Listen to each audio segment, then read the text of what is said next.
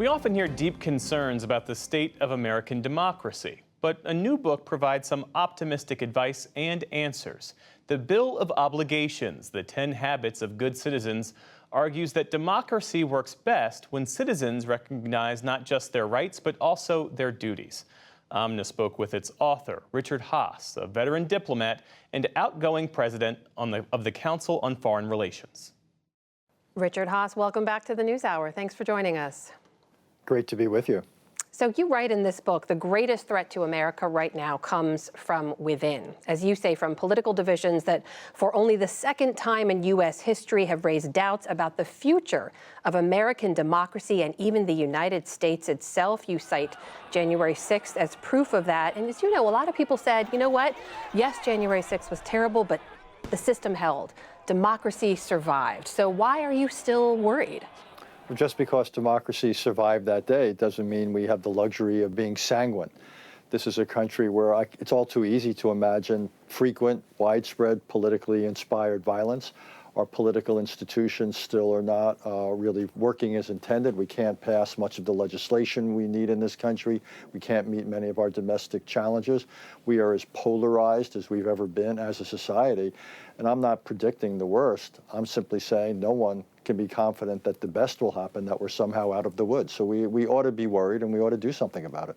Do you think the idea of American exceptionalism in some way prevents most Americans from seeing our democracy as vulnerable in any way? It's interesting. It might be that, or simply momentum. Here we are, we're 3 years away from marking the 250th anniversary of the Declaration of Independence. My guess is most Americans take it for granted.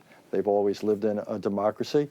They also, I think, in many cases don't study it. We don't teach civics in our schools, or if it's offered, it's not required. You can graduate from virtually any college in America not having read the Constitution or the Declaration of Independence or the Federalist Papers, or knowing what citizenship requires, what the country requires of its citizens. So my sense is Americans aren't really alert as much as they should and could be to the danger that we're in. You write about the idea of citizenship and say it should be expanded. You say we've been overly focused on rights, and you lay out obligations you believe we should adopt and adhere to instead. Why are these important? Because a rights-based democracy, as important as rights are, won't simply be enough. Think about it. A woman's right to an abortion versus the rights of the unborn. Well, how do we navigate that? Someone's right to bear arms pursuant to the Second Amendment, someone else's right to public safety. How do we navigate that?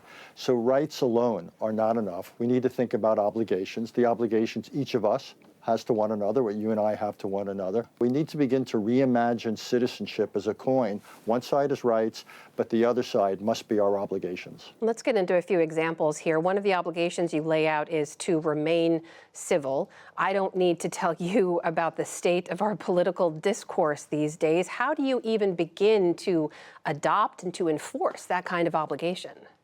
I'm not sure you can enforce it. You've got to basically persuade people. If I'm uncivil to you today, it's unlikely that you and I are going to have a working relationship on something else tomorrow, so it's simply in our own self-interest. But this is something for parents, for teachers. What about religious authorities, the people who stand up and preach on? It's not calling for a policy position. It's simply saying this is what we owe one another. We want to be treated well, and we have to therefore treat one another well. Another one of your obligations you lay out is to be informed. And in the current landscape we have right now of there's bad actors out there actively spreading misinformation, leaders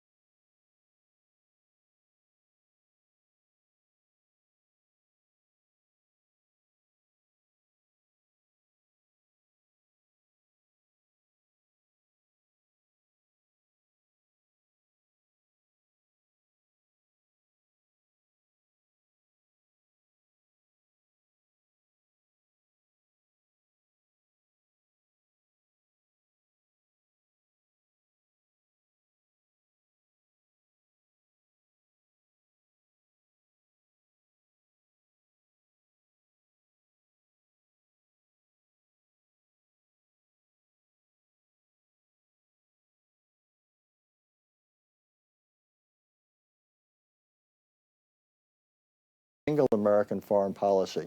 So there are certain things that cannot be done at the state or local level. Which brings me to the last obligation in your book. You say, put country first. And I will tell you, the people I talked to outside the Capitol on January 6th believed they were doing just that. And many thought that their violence was justified.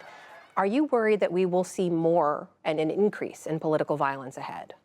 I am worried. I spent years as the U.S. envoy to Northern Ireland. The 3 decades of political violence there, known as the Troubles, we could have a version of it here, particularly given how prevalent guns are here. But let me quote Ronald Reagan here. In his, I think it was his farewell address, the former president said, "It's not enough to be a patriot. We need informed patriotism. We need Americans to understand why certain actions are consistent with patriotism and why other actions are not. So motives alone are not enough. We need Americans to be informed about what makes this democracy so special, what it takes to protect it, why it's worth protecting." Richard, as we speak, you are stepping down as president of the Council on Foreign Relations after 20 years at the helm. You have seen democracies rise and fall. Are you optimistic that American democracy will survive? I'm optimistic, or I wouldn't be writing this book. On the other hand, I'm not sanguine, Amna. I think we need to worry. Look, right now we live in a world where one democracy, Ukraine, is being threatened from without by invasion. The much bigger problem historically for democracies is corrosion and erosion from within. That's the challenge facing the United States. As big as China and Russia and North Korea and Iran are as challenges to the United States, as threats, we are the biggest threat to ourselves. The good news is we have the potential to fix it. The book is The Bill of Obligations, The 10 Habits of Good Citizens. The author is Richard Haass. Richard, thank you. Good to speak with you. Thank you, Amna.